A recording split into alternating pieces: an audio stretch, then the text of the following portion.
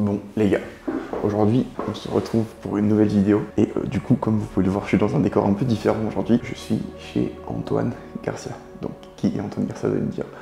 C'est tout d'abord un champion du monde, donc le champion du monde de cette année, moins de 59 kg Open, donc un des rares champions du monde Open en France, et c'est aussi un ami à moi et un athlète que je coach depuis maintenant quelques mois, depuis je dirais 4 mois, 3 mois, 3-4 mois exactement. Et donc le but de cette vidéo aujourd'hui, ça va être de faire un peu une analyse de l'athlète qu'il est, des mouvements qu'il a, un peu comme je l'ai fait au préalable avec Camille au Road Gym, sauf qu'aujourd'hui je suis à Lyon chez lui et du coup je me suis entraîné avec lui et donc je vais un peu parler de comment il s'entraîne, tout le processus qu'on a mis autour en place de son entraînement, son entraînement, les changements techniques qu'on a fait, quels sont ses particularités techniques, etc. Donc déjà, ce qu'il faut savoir, c'est que Antoine, à l'heure actuelle, son meilleur total est de 600 kg, soit plus de 10 fois poids de corps en force athlétique, du coup sur les 3 mouvements cumulés, squat, bench, deadlift. Il faut savoir que c'est énorme. La barrière de 10 fois poids de corps, c'est une barrière qui n'a pas été beaucoup de fois franchie. Malgré le fait qu'elle soit plus simple dans les petites KT, évidemment, ça reste une performance exceptionnelle qui a été faite par très peu d'athlètes en IPF. Et donc voilà, c'est quelque chose qu'il faut vraiment remarquer, puisque voilà, 10 fois poids de corps sur les 3 mouvements au total, c'est énorme. Donc du coup, on va rentrer directement dans le vif du sujet. Pour commencer, je voulais parler un petit peu du squat. C'est un mouvement que j'affectionne particulièrement, comme vous le savez. Donc quels ont été les changements qu'on a fait avec Antoine au niveau de son squat? Son squat, à la base, était déjà high bar, en tout cas avec une mécanique de high bar, comme j'en parle souvent dans les vidéos, avec des chaussures d'haltéro et vraiment beaucoup de dorsiflexion. Le premier changement qu'on a fait du coup, c'est qu'on a passé son squat en low bar et avec des flats, tout simplement parce qu'il n'avait pas besoin de dorsiflexion, donc à quoi bon avoir des chaussures d'haltéro. Donc ça, forcément, ça a déjà fait pas mal de bien sur son squat, étant donné qu'il arrivait à squatter un peu plus en hanche, mieux répartir les forces entre ses articulations et donc mieux optimiser son mouvement. Ce qu'on a fait aussi à la suite de ça, c'est que souvent quand on squatte en high bar, on peut se permettre, ou en tout cas on veut avoir un peu plus d'ouverture de hanche pour pouvoir pousser les genoux sur le côté et rester plus droit. Chose qui n'est que très rarement le cas du coup quand on fait du low bar. Donc on a resserré ses pieds pour pouvoir vraiment pointer les genoux vers l'avant et se pencher dans le squat, chose qu'il faisait vraiment peu, et ça a très bien marché, puisque son squat est le mouvement qui a le plus évolué, je pense, depuis qu'on bosse ensemble. Donc hier, il a fait une single à 220, qui est probablement son meilleur 220 au squat qu'il n'ait jamais fait. Si je dis pas de bêtises, au championnat du monde, avant qu'on commence à bosser ensemble, il a fait 212,5 kg. Mais comme vous pouvez le voir, son squat avant n'avait rien à voir techniquement. Et donc du coup, l'évolution technique, plus évidemment le temps à s'entraîner, les blocs, etc., ont fait qu'il a pu passer un 220 vraiment facile et qu'il peut se projeter sur des barres à 230 au jour d'aujourd'hui, ce qui est quand même énorme, une progression de du coup 17 kg sur un athlète de ce niveau, c'est énorme, d'autant plus sur une barre du coup dans les entours de 200 kg, ça fait quasiment 10%, donc c'est vraiment pas mal du tout. Donc voilà pour son squat. Ensuite, au niveau du bench, honnêtement son bench techniquement était déjà très bien, donc c'est là où il y a eu le moins de changements. Ce qu'on a travaillé, c'est surtout sur sa constance technique, pour qu'on puisse être sûr qu'il puisse du coup avoir une technique qui est répétable, et du coup qu'on puisse du coup avoir des phénomènes qu'on peut ancrer dans le temps, répéter, jusqu'à les optimiser autant que possible, et notamment c'est ce qu'on a pu faire. À l'heure actuelle, sa technique a évolué dans le sens où il est capable de grind beaucoup plus, et ça c'est un facteur qui est très important en force athlétique. Le fait de grind, ça nous permet tout simplement d'être beaucoup plus prévisible par rapport aux barres qu'on peut faire. C'est pas vraiment soit ça monte pas, c'est beaucoup plus prévisible, du coup ça nous permet en compétition d'avoir un match qui est beaucoup mieux géré de manière générale, et évidemment ça nous permet aussi de plus pousser l'effort, donc potentiellement d'être plus fort sur son bench. On a travaillé vraiment sur la notion de trajectoire, de vraiment réussir à pousser vers l'arrière, d'ouvrir les coudes le plus tôt possible pour avoir une trajectoire linéaire et donc pouvoir grind à ce moment-là. Comme la trajectoire est beaucoup plus simple, elle est simplement linéaire, c'est beaucoup plus simple à maîtriser, et donc on peut grind dans cette position. Donc voilà un des intérêts d'ouvrir les coudes très tôt, de pousser vers l'arrière, tout simplement pouvoir grind. Aussi, on a fait un soft touch un peu plus prononcé. Il avait tendance un petit peu à laisser la barre s'enfoncer au moment de la pose dans sa poitrine, et là on fait vraiment un soft touch beaucoup plus prononcé, ce qui nous permet de gagner un petit peu d'amplitude et de retrouver une trajectoire beaucoup plus vers l'arrière encore une fois. Donc les deux là, c'est des choses qui marchent vraiment en synergie et qui nous ont permis du coup de mieux gérer cette technique au bench. Il y a eu aussi une évolution au niveau du bench, si je dis pas de bêtises, peut-être plus 7,5 kg. Encore une fois, c'est à mettre en perspective, puisque 7,5 kg sur une barre qui est la moitié du terre, ça revient, du squat, pardon, ça revient au double donc 15 kg. Donc il faut se rendre compte que 7 kg sur une barre à environ 120, qui est après son bench 120, 130, c'est énorme, et encore une fois, encore plus à ce niveau-là. Donc voilà, au niveau du bench, ce qu'on a fait techniquement, et surtout, ça nous permet de mieux gérer son match, comme on l'a dit, puisque le fait que son bench soit beaucoup plus prévisible, c'est beaucoup plus simple de gérer son match.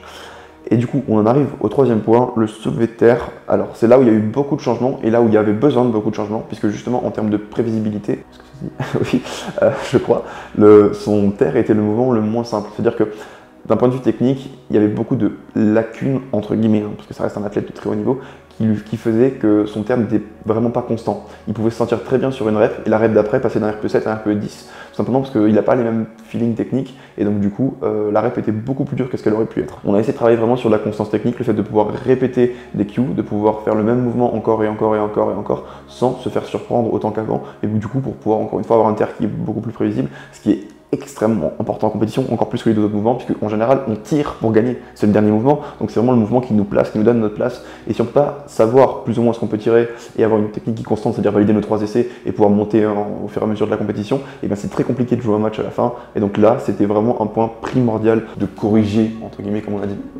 se taire pour pouvoir lui permettre d'être aussi prévisible que possible. Donc la première chose qu'on a fait, on a essayé du coup de jouer sur son grip, puisqu'en fait ce qui se passait c'est que sa main il tire en mixte, donc sa main qui était en pronation avait tendance à s'ouvrir sur ses cuisses quand il frottait en montant au niveau du lock. Donc on a fait plusieurs choses. On a essayé d'écarter, de resserrer un peu le grip, ça marchait pas trop bien, niveau technique ça faisait beaucoup de changements, on a eu un peu de mal. Donc on a essayé le claw grip. Le claw grip c'est quoi? C'est l'inverse d'un haut grip, c'est simplement passer le doigt au-dessus de l'index, oui, pour pouvoir en fait verrouiller un peu la prise. Ça rend le grip un peu plus fort, beaucoup moins qu'un grip quand même, mais un peu plus fort, et c'est beaucoup plus simple à mettre en place qu'un grip puisque ça fait moins mal, etc. C'est moins de changement technique, c'est juste mettre son pouce au-dessus pour pouvoir verrouiller un peu la prise. Ça s'est plus ou moins bien passé au début, ça a en partie corrigé ses problèmes de grip, mais ça n'a pas vraiment corrigé ses problèmes techniques avec le fait qu'il loupait parfois ses terres sans vraiment de raison valable, juste parce qu'il y avait des changements techniques qu'il ne pouvait pas forcément contrôler. Donc la deuxième chose qu'on a mis en place, tout simplement, le fait de resserrer sa stance en conjonction avec le fait d'ouvrir son grip pour lui permettre d'avoir les mains en dehors des cuisses quand il lock. Et le fait d'avoir les mains en dehors des cuisses quand il lock, ça lui a permis aussi d'être moins déporté vers l'avant. Et c'est ça qui faisait que sa technique était moins constante, c'est que parfois il frottait plus les mains contre les cuisses, et du coup parfois il se faisait tirer vers l'avant plus qu'à son habitude, ce qui lui faisait louper sa rep alors qu'elle n'était pas réellement dur, c'était plus un problème technique qu'un problème de force, donc c'est un problème d'exécution. Du coup, en ouvrant son grip et en resserrant ses mains, ça permet de réduire vraiment beaucoup les frottements au niveau des mains et des jambes, et donc du coup, ça a réglé ses problèmes de grip puisque la main ne s'ouvrait plus en frottant, et en plus, ça a réglé ses problèmes de lock en rendant son terre beaucoup plus constant, et comme on l'a vu, encore une fois, il a tiré, hier, il a tiré 240 kg, vraiment simple, je pense que c'est un de ses meilleurs 240 kg aussi, et du coup, ça présage vraiment de bonnes choses pour les Europes qui sont dans 2 semaines où il va concourir. Donc il est clairement favori dans sa catégorie. On va voir comment ça se passe. Le but c'est aussi de réaliser les 600 kg total en compétition pour lui, et un peu de mettre en pratique tous les choix qu'on a fait à l'entraînement et de voir du coup comment ça s'applique au championnat d'Europe. Donc voilà un peu pour ces 3 mouvements. Comme vous pouvez le voir, malgré son niveau, il y a eu quand même pas mal de changements qui ont été mis en place, et c'est pour ça qu'il faut que vous vous rendiez compte que la technique, c'est pas quelque chose de fixe. Il y a toujours des choses qu'on peut améliorer, toujours des axes qu'on peut optimiser, et ça, il ne faut pas avoir peur de toujours sans arrêt chercher à faire mieux, puisqu'il y a toujours mieux à faire, peu importe le niveau que vous avez, vous pouvez toujours vous optimiser, ce qui ne demande pas forcément de faire des changements drastiques, mais il peut y avoir toujours des micro-changements qui peuvent vraiment faire la différence sur un entraînement, sur une progression, et c'est ça qui va faire la différence peut-être du coup sur le dernier tiers quand vous devrez tirer 2,5 de plus que la personne qui est contre vous. C'est ça qui peut vous faire gagner, comme c'est ça qui peut vous faire perdre, et du coup c'est pour ça que l'optimisation est extrêmement importante. Du coup voilà, je suis avec Antoine, comme je l'ai dit on est à Lyon, on est genre à 200 mètres de la salle, donc c'est idéalement placé, et du coup j'ai passé 2 jours avec lui, et donc du coup là on est dans son salon, vous savez tout, et du coup voilà Antoine, comme j'ai dit, champion du monde moins de 59 kg open en 2022, non, ouais, 2022, voilà, cette année. Comme j'ai dit, c'est une des seules personnes à avoir fait 10 fois poids de corps en France. Il y a qui d'autre? Il y a Pana.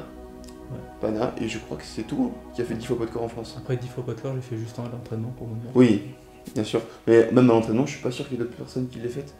700, ouais, si peut-être 740, 74, c'est possible. Paul, ouais, Paul. Enfin bref, voilà. Comme j'ai dit, c'est quand même une grosse performance. C'est vraiment un truc un peu... quand tu commences la force en général, c'est un peu un objectif genre de ouf que tu peux te donner. Les 10 fois poids de corps, c'est quelque chose de mythique un peu. Donc on va faire en sorte de le faire aux Europes. C'est le but. Bah, c'est ce qui compte, ouais, c'est sur le plateau. Exactement. Je vais te poser une question un peu, genre est-ce que tu peux nous dire ton parcours? Quand est-ce que tu as commencé et quel était ton niveau de départ, genre un peu les étapes qu'il y a eu dans ta carrière? Alors j'ai commencé à m'entraîner il y a 6 ans et j'ai directement commencé par la force. J'ai pas fait de muscu classique et après passage force. Bah, squat, j'étais vite à l'aise. Bon, après, je pense que j'étais 40 ou 60 kilos, tu vois. Ok. Bon, Oui. pour 50 kilos de poids de corps, c'était pas mal. Bench, bah, j'ai toujours eu du mal. Genre, j'ai peut-être mis 3 ou 4 mois pour bencher 40. Ok. Et terre, pareil, j'ai vite été à l'aise, j'ai vite été sur 120, tu vois. Ok. Enfin, Ouais. pareil, pour le poids de corps, c'était pas mal à l'époque. Mhm. Sachant que bah, j'avais pas beaucoup de muscles, puisque j'avais jamais fait de muscu. Ouais. Et ma première compète, c'était il y a 5 ans, c'était genre juin 2017, je crois. Ok. Et j'avais fait 400 de total. J'avais quand même vite progressé. Ouais, et avec quoi comme barre du coup?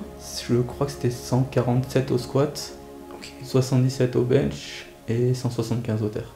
C'est vrai, c'est le truc, c'est que dans les plus petites catégories de poids, c'est l'avantage, c'est qu'en général ça progresse plus vite, puisque du coup, c'est ce que je dis toujours, c'est que plus tu montes en catégorie de poids, plus ça te limite en termes de prise de muscle, enfin, ça prend du temps pour prendre du muscle en gros. Et toi, quand par exemple, tu as commencé à 50 kg, donc pour remplir ta KT, tu devais prendre près de 10 kg, tu vois. Donc prendre 10 kg, ça prend évidemment du temps, mais par exemple, moi j'ai commencé 60 kg, et pour remplir ma KT, genre, je devais prendre 45 kg, tu vois. Donc forcément, pour prendre 45 kg, sachant que la grande majorité de ça doit être plus ou moins du muscle pour que tu sois compétitif, bah ça prend beaucoup plus de temps. Et c'est pour ça que, de manière générale, on voit quand même beaucoup plus de jeunes, bons athlètes dans les petites catégories de poids que dans les hautes catégories de poids. Et c'est ce qui peut justifier le fait que tu es quand même progressé assez rapidement, d'autant plus que si tu as commencé directement par la force, bah, tu étais complètement débutant, quoi. Donc c'est genre, c'est comme n'importe quelle personne qui commence la muscu, tu progresses très vite au début, puisque genre t'avais aucune base. Quand t'as fait ton squat, tu me dis par exemple à 40-50 kg, c'était vraiment genre, on te met une barre sur le dos et c'est la première fois que tu fais ça, quoi. Ouais. Bon, on m'a dit, bah, c'est comme si tu t'asseyais. Ouais. Du coup, en termes d'apprentissage technique et même de progression genre musculaire, etc., au début, c'est colossal, quoi. Et du coup, quand est-ce que dans, entre guillemets, enfin, à quel moment de ta carrière tu t'es dit, genre, il y a quelque chose à faire, tu vois, genre... Je pense que c'était après la première finale France où bah, j'avais fini deuxième, je crois, et j'avais déjà fait le record de France au squat. Et je me suis dit, ouais, je pense qu'il y a un potentiel. Après, j'imagine pas devenir être champion du monde, Ouais. mais je me disais que je pouvais. Enfin, mon objectif c'était d'aller au championnat du monde, quoi. Ok. Faire un championnat international et bah, pouvoir représenter la France. Ouais, et je pense que dans notre génération, c'était vraiment le truc. Moi, je sais que t'aimes bien le foot aussi.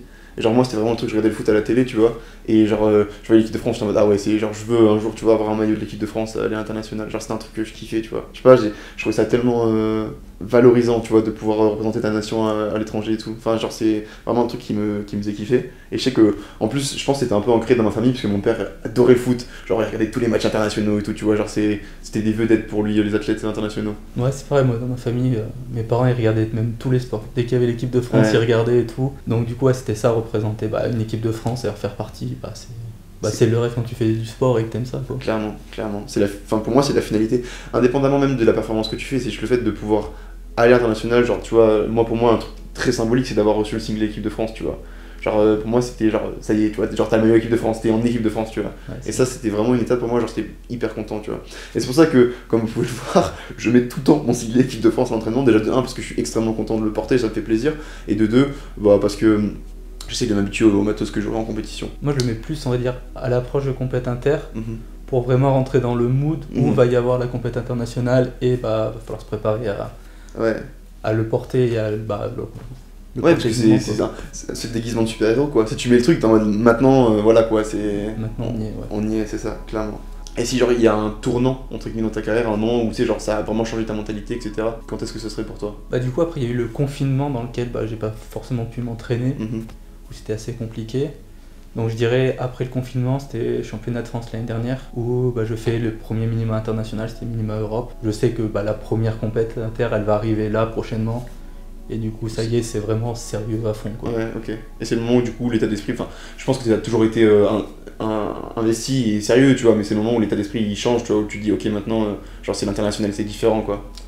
Ouais, je me dis, c'est toujours la passion, mais je me dis plus, c'est même limite professionnel maintenant, où c'est un peu le boulot, quoi. C'est vraiment, j'y vais, je travaille.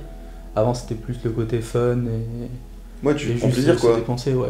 Bah, là-dessus, c'est intéressant parce que c'est justement, on en parlait hier, parce que forcément, on parlait un peu de tout et rien, et on parlait du fait que ce qui a fait que la France a grandi en termes de nation dans le power, c'est ça, c'est le fait que le sport s'est un peu professionnalisé et qu'avant, la plupart des athlètes, même qui étaient très bons, ça restait un loisir parce qu'il n'y avait pas ce côté, comme tu l'as décrit un peu, travail, tu vois, ils le voyaient vraiment pas comme ça. Enfin, en tout cas, j'ai l'impression de ceux à qui j'ai parlé, où c'était plus vraiment, vu que c'était moins reconnu, etc., moins sérieux, c'était plus. Bah, entre guillemets, on m'offre un voyage pour aller à l'international, je suis pas mauvais, j'y vais et je kiffe, tu vois ce que je veux dire. Et maintenant, j'ai l'impression que c'est vraiment. La mentalité est différente, tu vois. Genre, la plupart des gens qui sont en équipe de France, c'est des gens vraiment, ils sont en mode. Enfin, le voyage, la compète, etc. Enfin, le voyage et tout le cadre, etc. Je m'en fous en fait, c'est vraiment j'y vais pour la compétition, pour performer. Et c'est vraiment différent, tu vois. Genre, je sais pas comment expliquer, mais je pense que les mentalités ont changé. Ouais, on fait le voyage parce que bah faut le faire, mais c'est toujours un moment agréable, tu vois. Ouais, bien sûr. Mais oui, c'est pas juste on dit bah, c'est cool, c'est un voyage et Oui. on va faire du sport, quoi. C'est juste on va faire notre Voilà, compète. ouais, c'est ça. Pour la compète, quoi. Ouais. Et je pense que là-dessus, j'en avais même parlé déjà avec les sélectionneurs d'équipe de France, etc. Les mentalités, le sérieux des athlètes a vraiment beaucoup changé ces dernières années. Et ça, forcément, bah, ça a eu un impact colossal sur les performances des équipes de France, quoi. D'autant plus qu'il y a eu des grosses têtes, forcément, sur les réseaux, etc., qui ont quand même bien popularisé le sport, ce qui fait qu'il y a beaucoup plus de monde qui fait le sport. Et donc, forcément, il y a beaucoup plus de monde de chances, pardon, qui est la bonne personne qui fasse ce sport, quoi, pour devenir force. Et ben on le voit parce que c'est ce qu'on disait, on est une des meilleures nations au monde alors qu'on est vraiment un petit pays quand tu compares à des pays comme je sais pas, les États-Unis typiquement ou la Chine, la Russie, des choses comme ça, on est vraiment des minuscules quoi en termes de population et pour autant on arrive à rivaliser et être dans le top des nations. Mais aussi il y a eu le fait d'être listé sportif de haut niveau aussi qui fait que bah, c'est reconnu par le ministère des Sports. Comme quoi t'es vraiment un athlète, Ouais. un vrai athlète quoi. Ouais. Bah, ça je pense que si tu veux d'un point de vue purement factuel ça n'a pas vraiment d'intérêt, ça nous change pas grand chose tu vois en soi, à part peut-être quand t'as un CDI etc t'as des congés qui sont genre, enfin t'es obligé d'avoir tes congés pour tes compètes etc donc c'est bien parce qu'il faut que tu puisses être là. Ouais. Mais je pense que c'est plus le titre encore une fois tu vois, c'est genre la valeur de la chose tu vois, de dire que t'es sportif professionnel. Genre que t'es athlète, enfin que t'es sur la liste ministérielle, etc. Ça a un impact. Moi, c'est un peu comme le sigle équipe de France. Pour moi, c'était un symbole, tu vois. Ouais, ça c'est plus symbolique. Puis comme tu dis, bah, le fait que bah, moi je suis en CDI, donc dès que je vais en compète, je pose pas des jours de congé, tu vois. Ouais, c'est juste payé, quoi. libéré. Et bon, après, il y a Issan, avec la Fédé et tout. Évidemment. Mais c'est pas des jours de congé, du coup, bah, je me dis pas c'est des vacances, tu vois. Ouais. C'est vraiment bah, pour. Ouais. Et encore une fois, ça impacte ton état d'esprit. Parce que du coup, t'es pas en vacances, quoi. Tu prends pas des vacances pour aller faire ta compète. Tu stoppes ton travail de bureau pour aller faire un autre travail, entre guillemets, quoi. Ouais, c'est ça, exactement. Et du coup, c'est même dans le sens où tu donnes priorité à l'autre travail, tu vois ce que je veux dire. Et c'est là où ça shift vraiment la mentalité, t'es plus dans le même état d'esprit. Et du coup, je voulais parler un peu des mouvements. Donc, j'ai déjà fait un récap avant de ce qu'on a fait comme changement au niveau des mouvements. Est-ce que toi, genre, il y a une modification technique ou un truc comme ça qui t'a marqué, que t'as vraiment, genre, où tu t'es dit waouh, c'est genre la différence c'est incroyable, etc. Un truc, genre, pas forcément même qu'on a mis en place nous, mais un truc qui a vraiment fait la différence dans ton entraînement? Il n'y a pas grand chose qui a fait la différence à court terme, mais je pense qu'il y a eu un moment où j'ai vraiment appris à faire un bracing. Ok, ouais. Du coup, ça a mis un petit peu de temps à venir, et du coup, bah, dès que c'était vraiment bien, ça a progressé sur le squat notamment. Et depuis qu'on passe ensemble, bah, c'était le passage, on va dire, en flat sur le squat où bah, ça change ta mécanique, quoi. Ouais, puis c'est beaucoup plus régulier, je trouve. Il y a moins le côté où soit ça passe pas. Ouais. Bah, du coup, j'ai aussi la barre plus basse, donc j'ai une meilleure capacité de grind où je sais que si j'arrive à renvoyer un petit peu le mouvement, bah, ça va passer, je vais grind, ça va prendre du temps, mais c'est bon, ça va y aller, quoi. Et c'est un peu, c'est ce que j'expliquais avant, c'est vraiment genre le travail qu'on a fait, enfin, c'est là où on a mis le plus d'attention, c'est le fait de rendre tous tes mouvements plus prévisibles en fait, de les rendre plus constants. Même au bench, c'est ça, tu vois, je disais, tu peux beaucoup plus grind qu'avant, et au terre, avant t'avais toujours ce problème où parfois tu partais vers l'avant et tu savais pas vraiment pourquoi, tu loupais ton grip, etc. Tu vois, c'est des choses qui rendaient tes mouvements beaucoup moins constants. C'est-à-dire que sur un bon jour, tu pouvais faire 2,40 au terre, comme sur un mauvais jour, tu pouvais louper 2,15 quoi. Et il n'y avait pas forcément de... Enfin, j'exagère peut-être un peu, tu vois. Ouais, ça sent. Et il n'y avait pas forcément de constance, vraiment, t'étais pas en mode je sais pourquoi exactement. Des fois, c'était vraiment pas explicable, quoi. Ou en tout cas, difficilement explicable. Ouais, c'est ça. Bah, je sais que sur le squat, surtout, bah, je pouvais tripler de 10 et la semaine d'après, rater de 20, tu vois. Alors que là, les blocs, de manière générale, c'est vraiment... Tu montes en puissance au fur et à mesure du bloc. C'est constant, il n'y a pas de mauvaise surprise en général, quoi. Ouais, tu peux avoir forcément des semaines où t'as des plus gros jumps, ça c'est évident, mais je veux dire, voilà, typiquement ce bloc-là, t'as fait quoi? T'as fait 2,10 la semaine dernière, De 15. De 15. Et je crois de 10 ou de 7 en première semaine. Ouais, voilà, donc de cette première semaine, de 15, de 20, et là, tu vois, petit à petit, ça monte jusqu'à la compète, et il n'y a pas de mauvaise surprise, quoi. Ouais, j'arrive plus à monter crescendo au fur et à mesure des blocs. Ok, mais ouais, comme tu as dit, du coup, le bracing, c'est vraiment une notion hyper importante, et c'est fou parce qu'il y a plein de gens qui la conceptualisent mal, tu vois, genre ils pensent que c'est juste respirer, des choses comme ça. Il y a des athlètes vraiment, des fois, de haut niveau, qui sont vraiment déjà très très bons, tu vois, et t'as l'impression qu'ils n'ont pas de notion, ou en tout cas elle s'est développée, tu vois, genre ils le font pas volontairement. C'est-à-dire que ils ont appris à brace parce que bah, forcément tu dois un minimum brace pour stabiliser ta colonne, mais ils savent même pas forcément l'intérêt que ça a et à quoi ça sert, etc. Tu vois. Et c'est l'impression que tu peux le découvrir alors que tu as déjà un bon niveau. Et ça, c'est le genre de choses, ça fait vraiment genre une différence. Que ce soit en termes de performance, mais même en termes de blessures, etc. Tu vois. Le fait de stabiliser ta colonne, etc., ça te rend beaucoup plus fort. Et en général, tu te sens tellement plus stable que c'est un peu comme je disais hier, moi parfois j'ai des douleurs au dos. Et ça va me gêner dans la vie de tous les jours. Mais dès que je vais me mettre à squatter, ou à terre, j'aurais plus mal. Tout simplement parce que je vais mettre dans une position où je suis tellement en sécurité que j'ai plus de douleur, quoi. Ouais, ça. Puis aussi, je parlais assez mal mon bassin, ce qui fait que bah, j'arrivais pas à brace. Et le fait d'être. Ouais, je cambrais le dos. Et du coup, le fait d'avoir un bassin neutre, bah, ça fait qu'on peut plus contracter, du coup, plus brace. Et bah, du coup, bah, niveau blessure et quoi, bah, du coup, il y en a quasi plus. Enfin, il y en a beaucoup moins parce que bah, c'est plus sécuritaire. C'est ça. Ça, c'est un peu un préjugé de la force, un sport dans lequel il y a beaucoup de blessures, etc. Mais en réalité, il y en a vraiment pas beaucoup. Il peut y avoir des douleurs, mais des douleurs non spécifiques, c'est différent d'une blessure, quoi. C'est-à-dire que, comme je l'ai dit, j'ai mal au dos, mais je suis pas blessé. J'ai juste mal au dos. Et c'est deux choses différentes. Mais des vraies blessures, il y en a vraiment pas beaucoup quand c'est bien pratiqué. Et à haut niveau, c'est forcément bien pratiqué, vu que l'aspect technique, donc de bien pratiquer et en termes de performance être bon, c'est quelque chose qui est comme étroitement relié, quoi. On ne peut pas dissocier la santé de la performance, ou en tout cas pas jusqu'à un certain stade. C'est-à-dire qu'un athlète qui n'est pas en bonne santé ne pourra pas performer, quoi. Ouais, bah après aussi il y a le fait qu'on pousse, donc forcément il y a des douleurs qui apparaissent, c'est normal. Mais comme on fait un sport où on se renforce quand même beaucoup aussi, c'est pour ça qu'il y a très peu de blessures. C'est ça.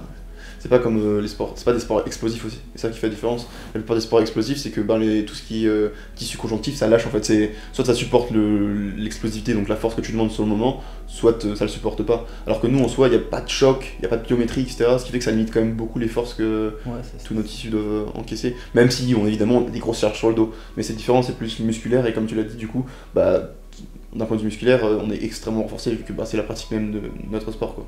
Bah écoutez, c'est cool, du coup vous avez pu un peu découvrir Antoine, l'envers du décor, etc.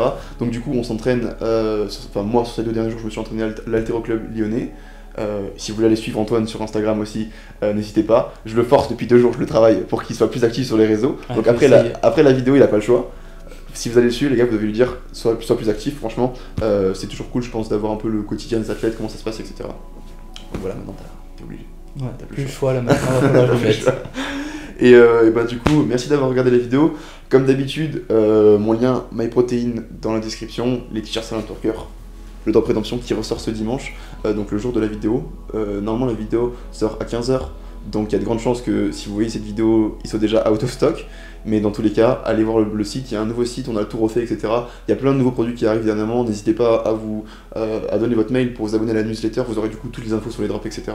Et vous pourrez voir les nouveaux produits qui arrivent, il y a vraiment du lourd. Donc voilà les gars, à la prochaine.